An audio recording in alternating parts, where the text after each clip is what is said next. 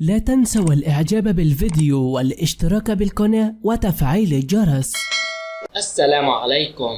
هنقول هتقدم ليكم كل جديد، وما عليك هو الاشتراك في القناة في البداية. برقص وأحضان مي عمرو مع زوجها محمد سامي بظهور رومانسي احتفالا بعيد ميلادها، ثم تشعلها نار مع شقيقتها. أنت الآن تتابع وتتفرج على خبر على هنقول مي عمرو تهز أردافها بوصلة رقص فاضحة للغاية، والجمهور يحسد زوجها، والمفاجأة في عمرها فيديو.